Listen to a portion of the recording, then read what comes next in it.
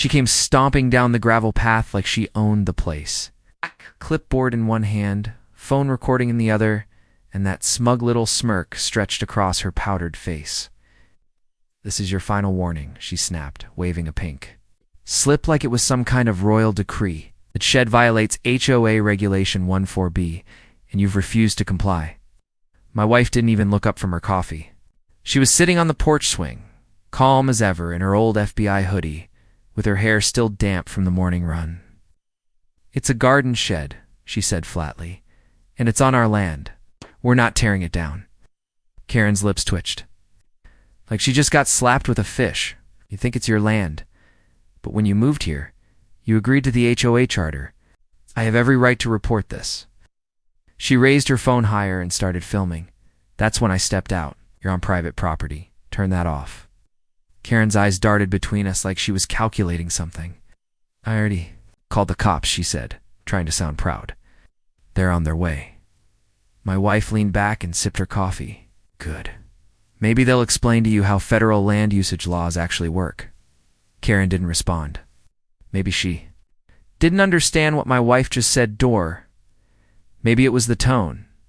The kind of tone someone uses when they've held a badge heavier than yours. 15 minutes later, 2 deputies rolled up the driveway. Karen ran to them like she was greeting old friends. There they are. They've been ignoring notices and mocking the HOA. "That shed wasn't approved, ma'am," one deputy cut her off. "We're not here for HOA drama. We got a call about a possible trespasser. But you're the only one not listed on the property file." That shook her. "What?" No, they're the problem. I'm the HOA chair. I have authority here." The younger deputy glanced at the paperwork my wife handed over: federal ID, property deed, and something else that made his brows shoot up.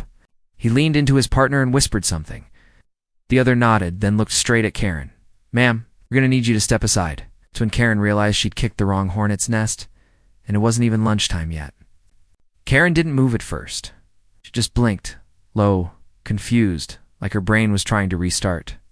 "I don't think you understand," she finally said, voice cracking just a bit. "I run this neighborhood. I decide what goes and what doesn't." The deputy raised a brow. "No, ma'am, you don't."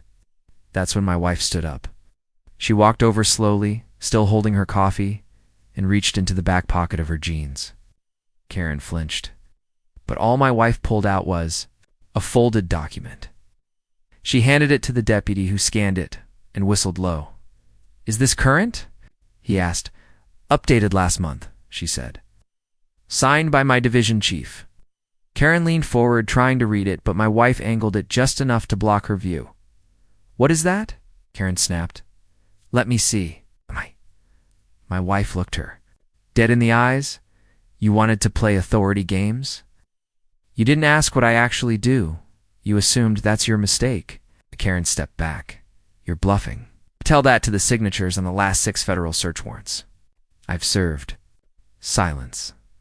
Even the birds seemed to stop for a second. The deputies didn't say a word either. One of them just slowly turned and faced Karen again. "Ma'am, if you've been posting fake citations and trespassing on this property, a whole different issue."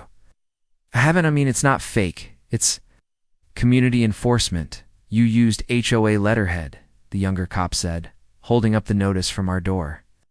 "But there's no record of this being approved." "By the board?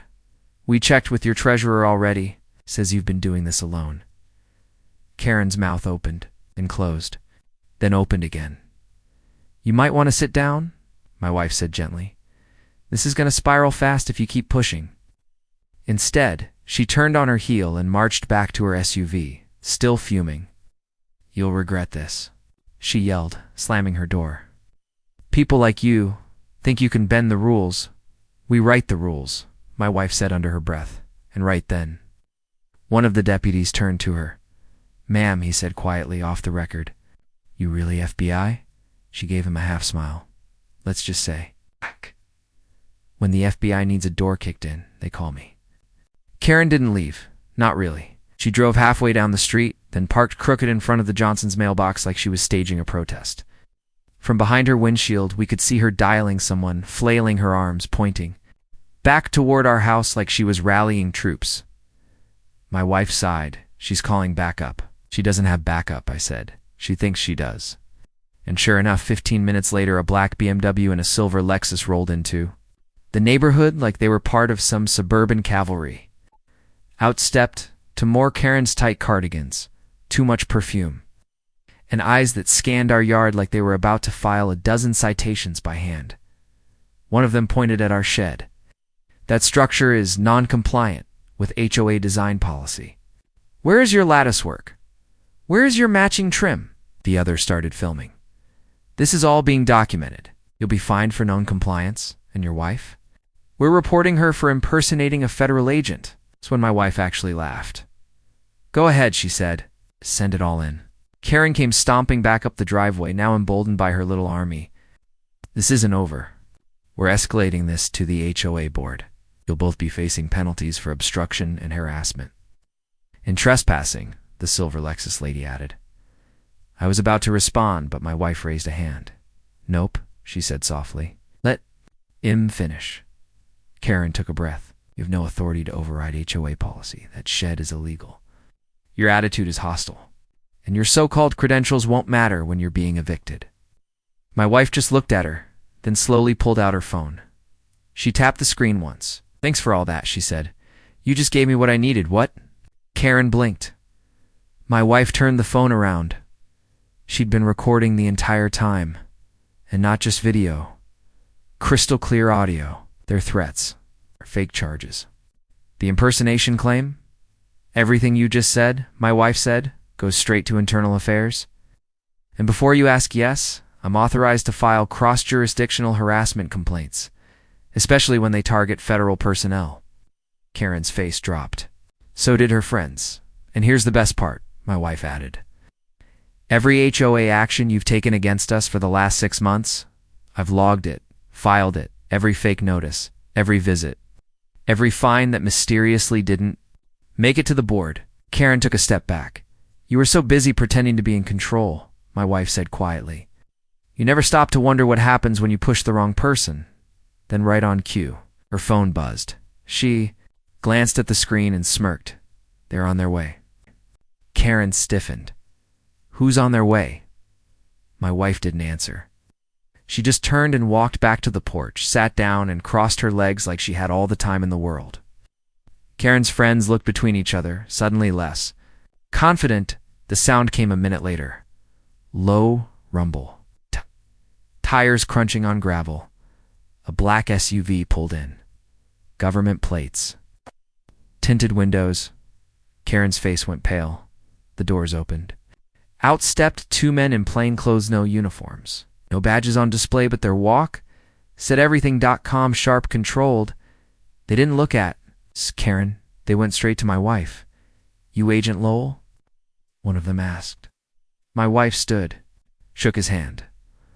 Thanks for coming on short notice. Karen took a shaky step forward.